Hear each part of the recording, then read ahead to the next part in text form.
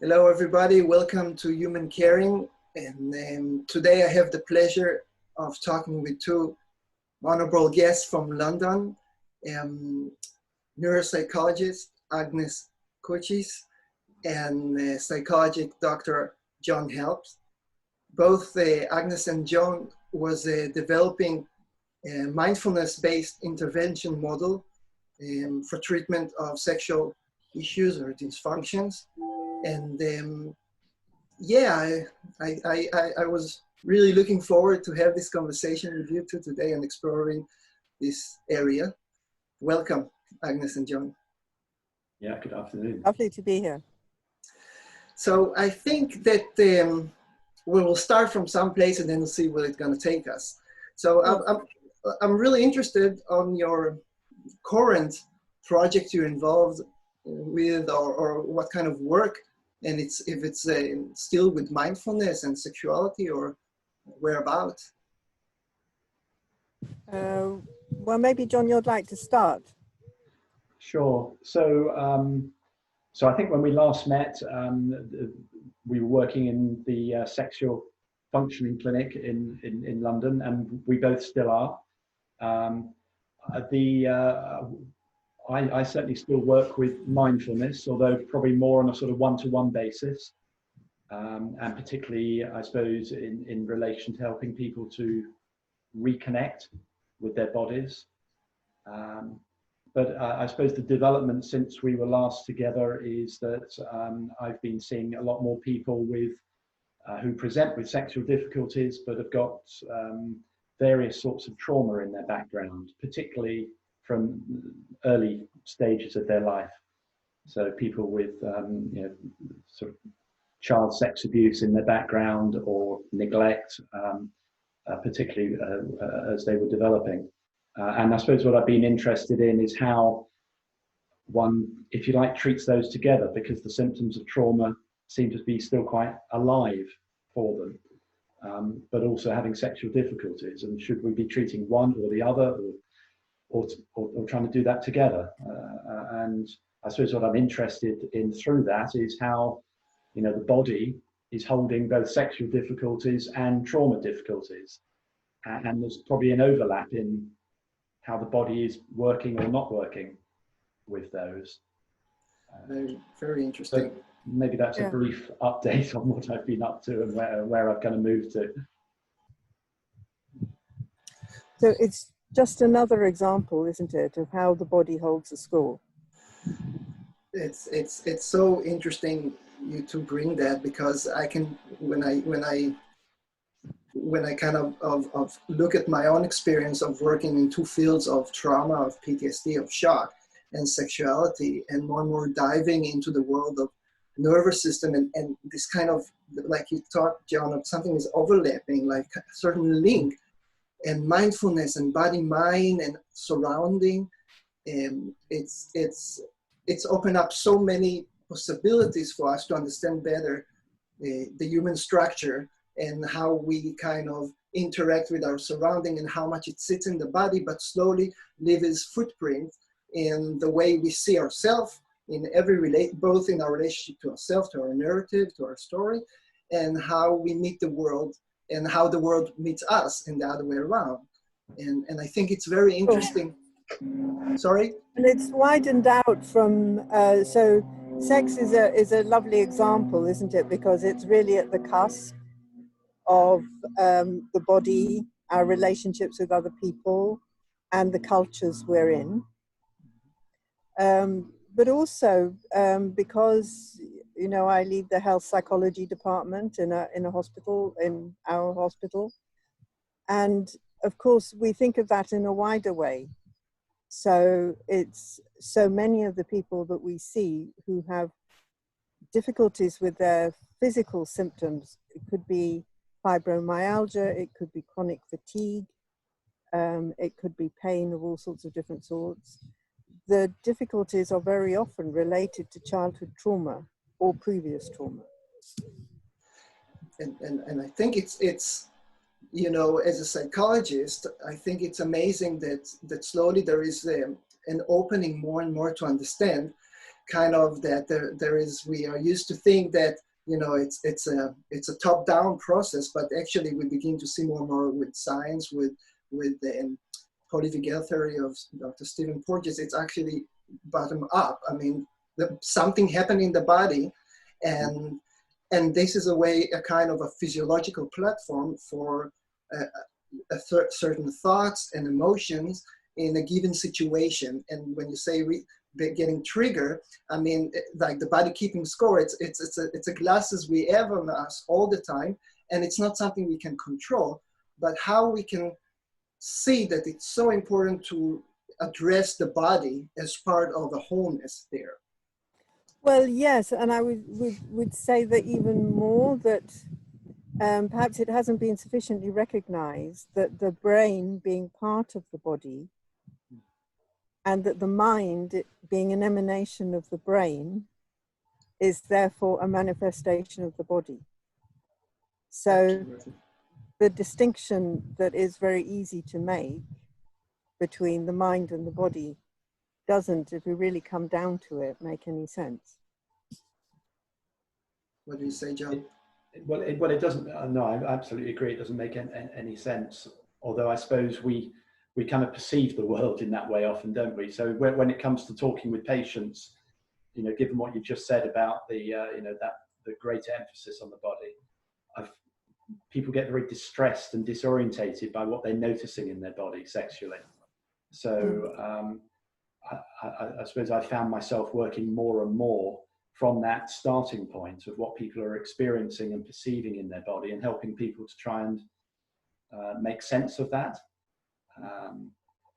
So, you know, mindfulness-based sort of psychosexual work has been one way into that.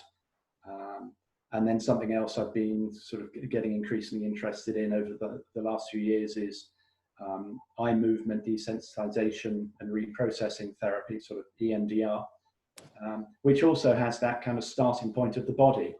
You know, what's the somatic experience, and where does that then link in with sort of thoughts and feelings and that sort of disorientation and different sorts of meanings which take place. And the wonderful thing that with both EMDR and mindfulness, that the emphasis on talking and understanding the thinking about what is wrong is much less. So that the talking is much more about explaining the framework and about supporting people to do the work than being the mechanism for change. I think Would you agree with that, John? I think that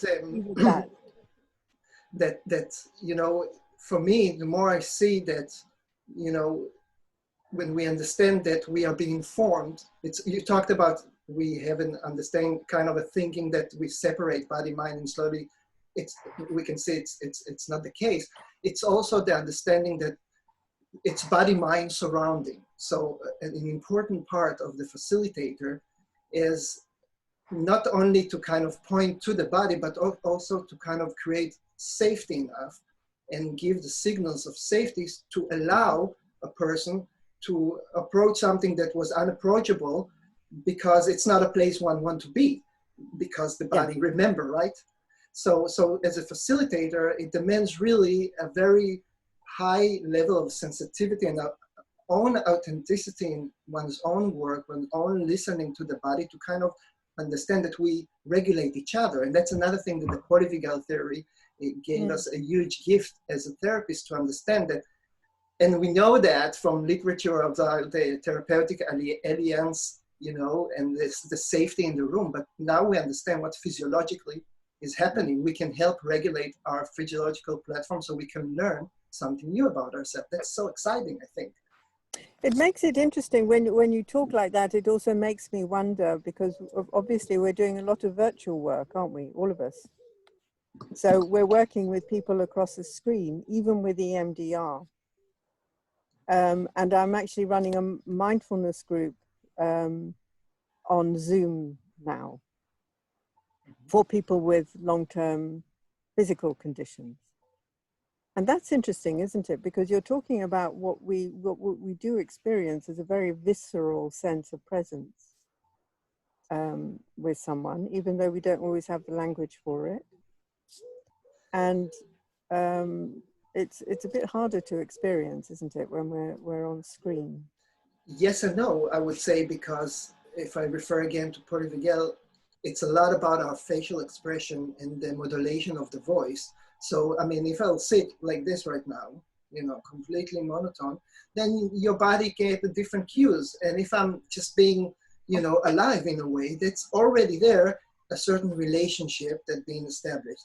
Obviously, when we sit together physically in the same room, there is much I don't know about, but I'm pretty convinced that it's actually a meeting of organisms that affect each other. We all know when we go into a room and somebody is in distress, we get distressed, something happening with us. And the same way when you get into a room of, you know, very calm person, wouldn't you say? Yes, that's a good point. So we don't lose everything with the screen. No, and at the same Maybe time, we have to work a little bit harder. I think it needs to be more creative. You know, it's kind of what happened if we, for example, will close the camera and just hear our voice. Do we really get where each other is and kind of what the intention and what's going on? I mean, we kind of, it's like getting an SMS and not knowing exactly what the standing tone is. Yes, yeah, which is why we're all using little emoticons now, aren't we? Yeah. To try and add tone to words. But I think another important aspect of working digital like this is that if we talk about trauma, again, the safety, when one is in his own surrounding, maybe it's already there a help to understand, and with the right help support to say, if you need to move, if it's too much, then maybe it's already a beginning point then to get out of the house with all, you know, try to avoid getting out to a city or to there is advantage, I think, in that sense. Yes, and it has made it easier, hasn't it, for people to access therapy in some ways. People who are worried about leaving home or who can't afford to. Yeah, I mean, it's different, but I think one of the advantages, and there are difficulties, is that when we're working with people and they're in their own homes, you know, that adds another opportunity to the therapy, how we can help them feel safe in their own environment during the therapy. You know, they're not in our therapy room, they're at home when we're working with them. And that often can be a place of kind of difficulty. But I think also I just wanted to come back to the importance of this sort of sense of safety in the body that you mentioned a few minutes ago. And certainly I've seen that part of my work expand hugely over the last few years, of just spending more time, particularly with traumatized people, not going to the trauma that quickly at all. In fact, sometimes I don't get there at all, quite deliberately, because we spend a lot of time trying to develop a sense of, I suppose, reconnecting with the body, feeling safe in the body, feeling safe in the environment, and also using that as a sort of building block towards a sense of feeling nurtured, protected, kind, compassionate. And this is one of the lovely overlaps I found between sort of EMDR and the sort of mindfulness-based approach I was using previously, to really focus on this area as a sort of healing thing. And sometimes that means we don't go directly to the trauma, which can be useful too. It's a very important point. I think what I found, one of the challenge when we try to bring body-mind interventions, or you can call it the wisdom of the East, traditions of the East, to the Western scientific healthcare system, is that we got used to it, that, you know, we have a problem, we need somebody else to fix it to us, and it cannot get faster, you know, and basically what the other tradition implies is how you learn to unlock the potential of your own medicine. You are the medicine. You have the ability to tap into a certain healing by slowly realizing that you can have a different relationship to what is with attention and with space, in order not to change that, but to really have a different acceptance. You talk about compassion, or, I mean, it's words, but actually it's a different relationship to what is. And that's it's a long process. It's a long process, and it require work, and we need all the support we need. So I find it a very big issue and a challenge when we try to integrate those things. What would you say? Yeah, it's really interesting. It reminds me of John Kabat-Zinn, you know, when he talks about that orthogonal shift. And the very understanding that actually we are in relationship to stuff. And that we're in relationship to ourselves as well, and to all of our experience. That's a kind of platform almost for everything else, isn't it? And this is, I think, one of the importance of attention work with body. I'm convinced that every kind of therapy is somehow understanding that part of the problem is what I do not see. So in order to have relationship to something, I need to learn to see it. So it's in front of me. So maybe a therapist can try to externalize the internal experience, but unless we slowly begin to see what's going on in me, what is thought, what is emotion, what is the sensation, how they dance with each other in relation to the situation, then we have automatic, autopilots, a relationship to it without even knowing. So becoming aware of it is a beginning of a certain other proper relationship to it, right? And what you're saying is also reminds us about how important it is that therapists are involved in, well, certainly therapists who offer mindfulness, but I would say that these things are related with EMDR as well, that should have actually their own practice. Because you can, if somebody is talking about this sort of thing without working on it themselves, I'm not sure that they can convey what we're talking about. Do you feel, or I mean, do you have a vision that this kind of, there will be more therapists? And the way I say it, like you said, it doesn't have to be a certain kind of branch. It's actually, it's a human relationship. It's a way to understand our humanity and how we kind of structurize and function, and how we can use our own experience, our own process to support others' process. Do you have a vision that our healthcare system or educational system or workplace will be more and more, there will be more people doing that kind of work? Yes, but then we also have to back it up with the science, don't we? Sure. That we have to do.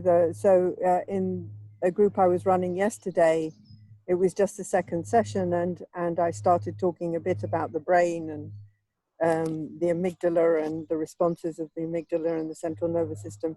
And one person really perked up because I suppose she must have thought that it was all a bit vague.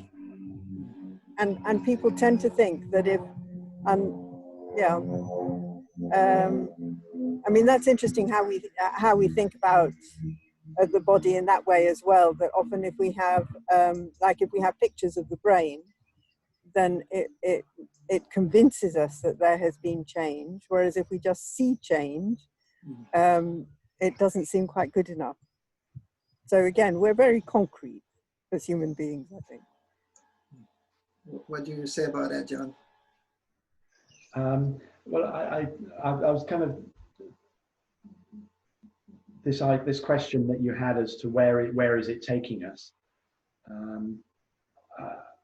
I certainly feel my own sort of, if you like, professional perspective has opened up quite a lot with this work. And I listen to some of, and I'm not practiced or completely understanding of the sort of somatic experiencing and some of the somatic sort of professional processes to trauma. But this work has taken me in that direction. So I'm kind of meeting, if you like, these other practitioners coming from there and seeing more of the overlaps. And it's really interesting. And I take the point about, trying to make sure that the science finds a way of well, bringing these things together. And at the moment, they still feel rather separate to me. So I think this is a massive challenge to get this, to find a way in which the science can understand, measure, work out what the mechanisms are across the body and the mind in the way that we're talking about it. But certainly I'm getting, it's really exciting to hear about what other practitioners are doing in the same field. And slowly the language seems to be sort of kind of merging a bit, which is interesting. I think, what we're talking about, this wave kind of bridging those kind of East and West, or whatever you want to call it, it's not a new wave. I mean, John Kabat-Zinn, and it started like 30, 40 years ago, and where the first talks about a change of paradigm, probably even before, which we didn't hear about, but it's kind of, it made an impact, but it seems like it has the challenge of growing even further, because like any other system, humans, there are many things involved in it, in how to really make room for something new, and that means to let go a little bit of what I think I know and specialist about. But I think it's important to have, and that's my vision anyhow, to have really a dialogue of professionals that begins to see that we're in the same boat, just looking at things from different angles, but we need to try to communicate to see that we can put pieces together, right? And also to recognize the sort of cyclical thing. So you mentioned John Kabat-Zinn, and of course he started out mindfulness within a hospital, didn't he? Yeah. And when you look at video that was made, about his early work, it was very obvious that he was kind of getting down onto the yoga mat with his patients. And then as mindfulness was introduced, certainly into the UK and I think into Europe, it was introduced as mindfulness-based cognitive therapy, which was a bit more in the head. And now it's been sort of coming full circle as to mindfulness back into physical health conditions, almost as though that were new, but actually it's not new. So we waver sort of from the body to thinking, and then back again. Maybe we have to do this movement to realize that we cannot separate, so we have to kind of, and I think, I mean, obviously we must keep on trying to get evidence, like hardcore evidence, numbers, weight, whatever. But at the same time, we must recognize the limitation of trying to kind of measure something that this wisdom brings, because they talk about being, and being is not something measurable. And that's very interesting. You said that people kind of really can relate to it, that can see that they change, but when the change is much more subtle, oh, I reacted differently to this situation than what I remember I reacted 5 years ago. It's still not concrete enough, and this is one of the job and the need for people that guide and facilitate to share their own story and realize that this is for life. This is a practice. Sure. Yes, and it interests me that just the word psychologist, if you think about it, it's the mind. It's psychologist, isn't it? It's basically psyche and words, and it doesn't incorporate the idea of the mind, or rather the body, sorry. And in the training as well, that there is very little about body, or working with the body, or experiencing the body, at least in our clinical psychology training in the UK. And I think, again, if we come back to Stephen Porges' work, Dr. Stephen Porges with the polyvagal, it's a next step to help us really to connect those. On the one hand, numbers and measurement, or you can really measure the vagal tone and kind of realizing when there is a movement. In a way, we know that. We know when we have patients or clients, when their eyes begin to roll around, we know that they are kind of beginning to withdraw from the situation, right? And in the polyvagal language, it will say it will go back to kind of the dorsal parasympathetic, to the freezing, kind of there's kind of, okay, I'm shutting down.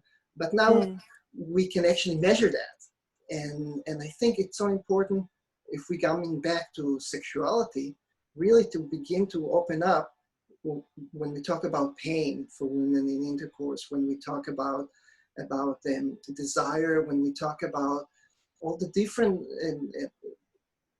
difficulties and challenges that can come in relationship to intimacy, to relationship and sexuality, how much the nervous system is playing a role there, and how can we help patients, first of all, through the words, just to understand, to get education about what is the nervous system. It's much more kind of complicated but beautiful than what we've been taught traditionally, two systems kind of. And it also makes me think that perhaps we don't always take our responsibility seriously enough talking about sex in the wider context, that, you know, the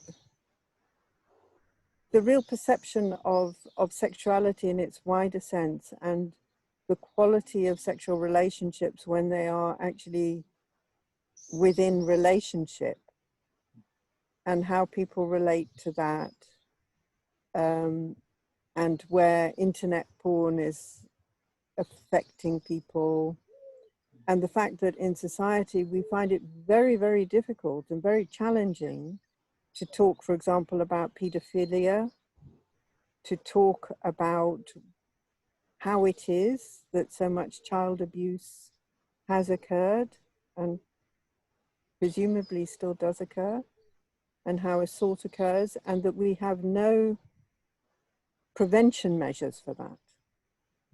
We are, as a society, I think, really nervous about addressing these issues. Yeah, and we're particularly nervous about addressing these issues with the fact that they tend to happen within families. Yes. Within very local, intimate setups. Yeah. Yeah, we all find that very difficult, don't we? Yes. And it's difficult for organizations, like we work in a public sector organization. So it's a setting in which it's okay to touch people for their physical well-being. It's not okay to touch people to treat them for psychological issues.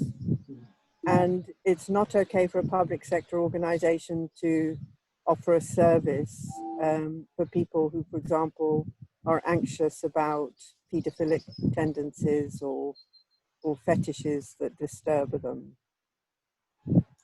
Yeah, I think it's kind of, in a nutshell, for me, the challenge of integrating more body-mind intervention to system, because it's kind of, the system become its own enemy. You know, it's so kind of locked down and rigid that it's having a hard time to see itself and open up to see that maybe we don't see enough stuff. We don't see the connection, and we have a need for new information, for a new expansion of knowledge of things from different perspective, which it's paradoxical, because science is all about that, is exploring and learning something new, but somehow is, as part of our human nature, as I can see it on myself, change, you know, kind of closing, and again, coming back to the nervous system, it's safety. So I think it's really depend on people that will slowly present what we're trying to present, not as a threat to what exists, but as a kind of contribution to expand it.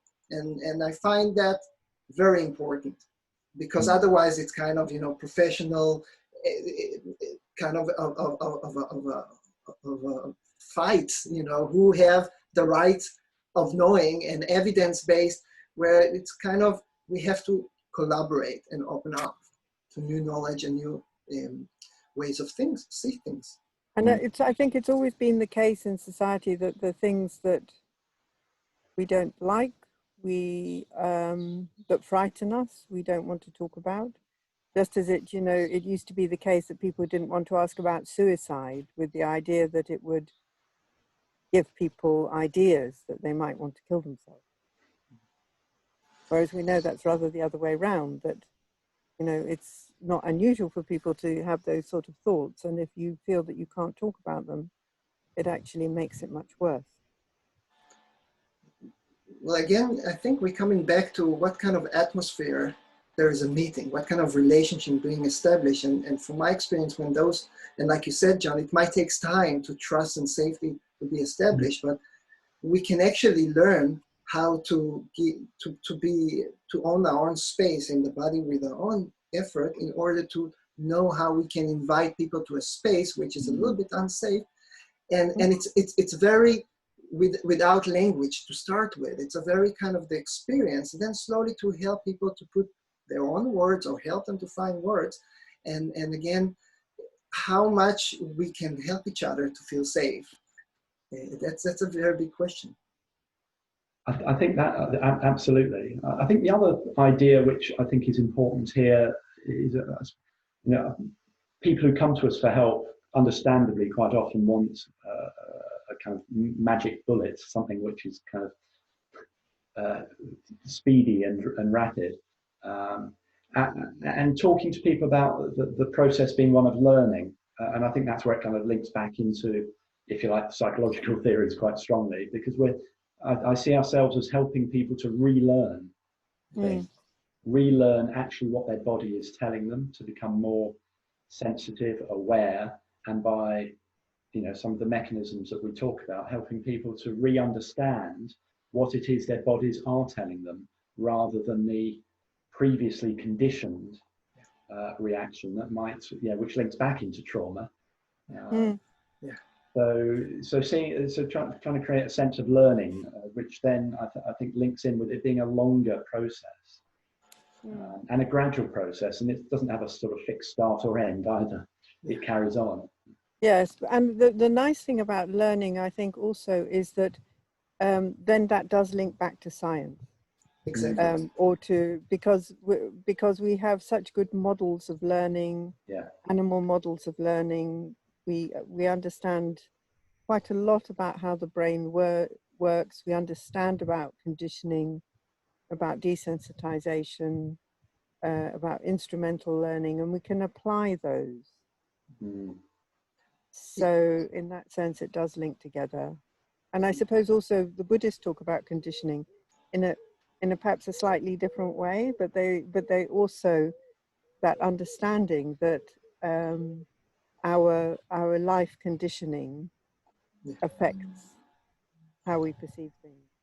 And that's really beautiful that you bring the science, because we know that we receptive and learning if we feel safe, and it's basically, we have a biological, physiological platform for activity that demand listening, and sexuality is part of it, is to be in this platform, which is not fight or flight or shutting down, but knowing what's going on, not necessarily will stop it, but to begin to be aware what's going on is the beginning actually to start regulating it. And that's, I think, what science tells us about mindfulness, yoga, and different body-mind, that it's actually affect this kind of stress hormones productions, and we kind of come back to a more relaxed collective state of mind, and then we are receptive, and then we are able to see.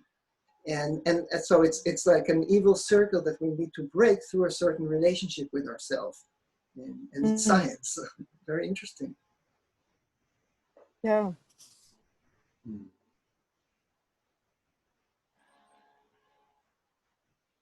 John, I'm afraid that we don't have much time left till your next appointment.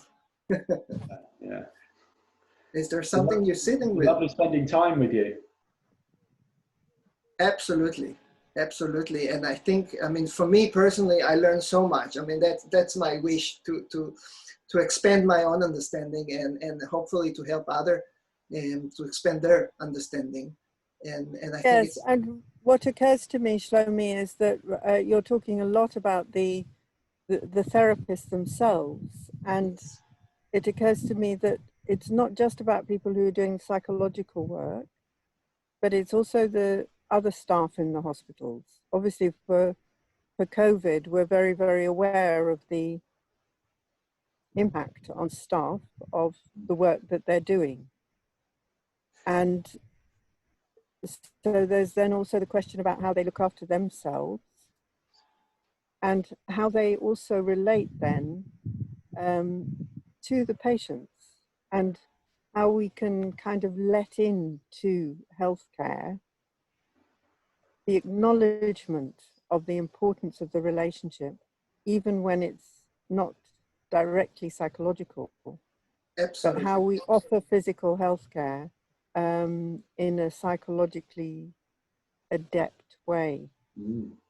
And if you take the scoop even bigger, because that's what science teaches us, why not to see that it's so important to help people that in education system that teach children that the atmosphere in the study room is maybe not less important than the content. It's the way we relate, we've been seen and met, or our bosses at work. Basically, it's all the social organization and the way we relate and being trained and conditioned to relate to each other that kind of can be more informed and expanded. And that's a big vision, isn't it? Mm. It's a big vision in the context of, to bring it back to the now, that, you know, our kids going into schools and having to stay a few meters apart, because it's so natural to us, isn't it, to want proximity to people. Yeah. And there's a big challenge to that for us all, but perhaps our kids particularly, in terms of proximity, safety, and social distancing. Yeah. It's kind of, I don't know how it's going to work out. It's definitely an opportunity for us to see something in our own nature, this kind of forced stop that we're experiencing. It's a material for people that want to see and study themselves and society and humanity and nature, I think. All right, I think that I would love to talk with you two again, maybe on different subject or to elaborate more on some more specific with mindfulness and sexuality. And thank you so much for putting the time and your attention to our conversation. It's been a real pleasure. Yeah, thank you. And we look forward to hearing more of your work. Yes, we do. Thank you. Until next time, take care and thank you again. Cheerio. Bye-bye. Bye-bye. Bye-bye.